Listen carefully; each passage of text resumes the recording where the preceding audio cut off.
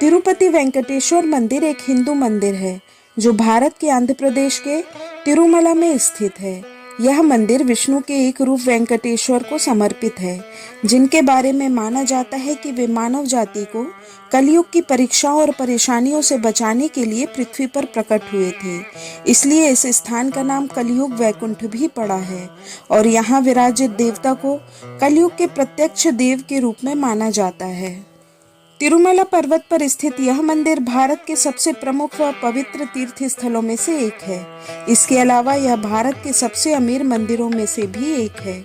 चमत्कारों व रहस्यों से भरा हुआ यह मंदिर न सिर्फ भारत में बल्कि पूरे विश्व में जाना जाता है।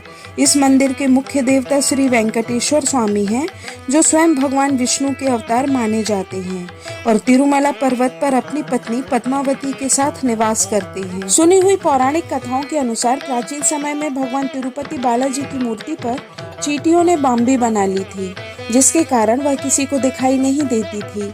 ऐसे में वहां रोज एक गाय आती और अपने दूध से मूर्ति का जलाभिषेक करके चली जाती थी। जब इस बात का पता गाय के मालिक को चला तो उसने गाय को भगा दिया।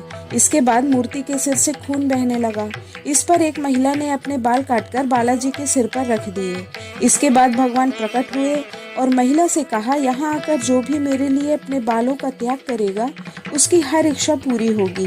तभी से ये केशदान की परंपरा चली आ रही है। पौराणिक कथाओं के अनुसार भगवान विष्णु ने कुछ समय के लिए स्वामी पुष्करणी नामक सरोवर के किनारे निवास किया था।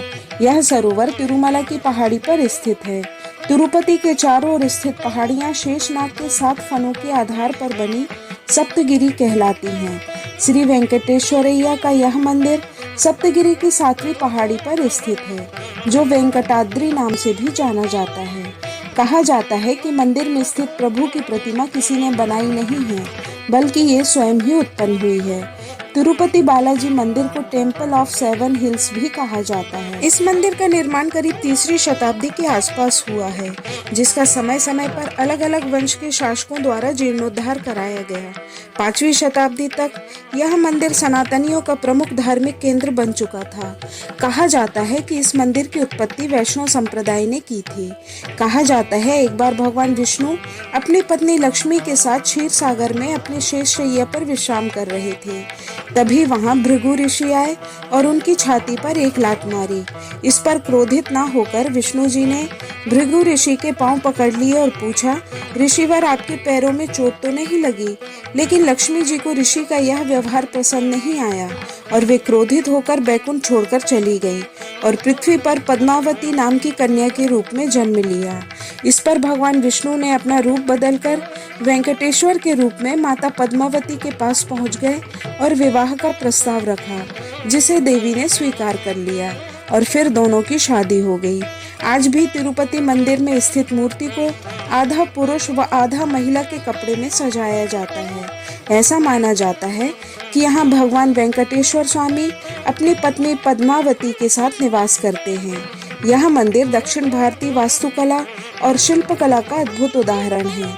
इस मंदिर से 23 किलोमीटर दूर एक गांव है, जहां बाहरी व्यक्तियों का जाना वर्जित है।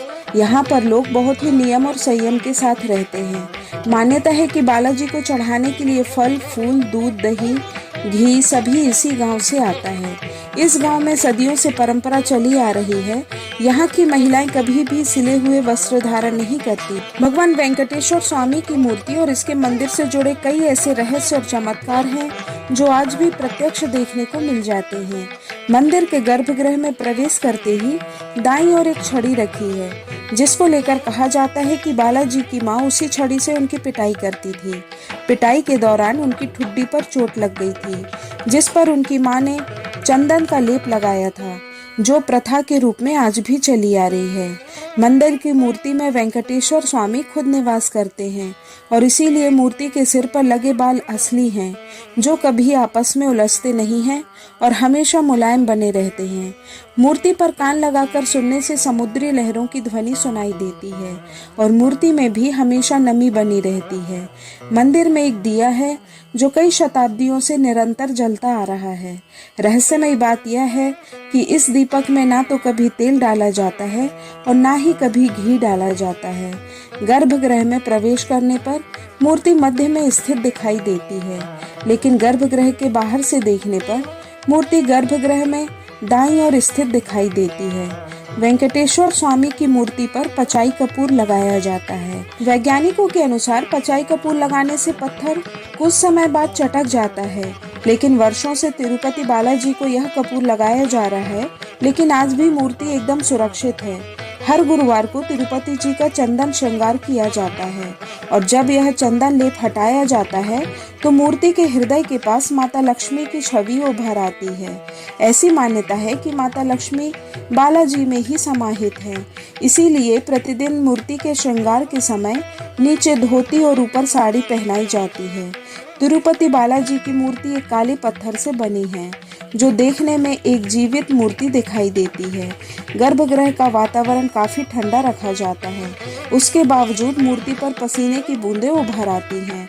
मान्यता है कि बालाजी को अत्यधिक गर्मी लगती है, जिससे उनकी पीठ भी हमेशा नम बनी रहती है। अद्भुत है वेंकटेश्वर स्वामी की महिमा, इसे समझना हम आम इंसानों के बस की बात नहीं है। दोस्तों, आशा है आपको वीडियो पसंद आई होगी।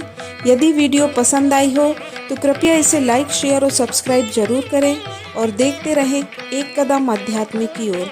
धन्यवाद। नमस्कार।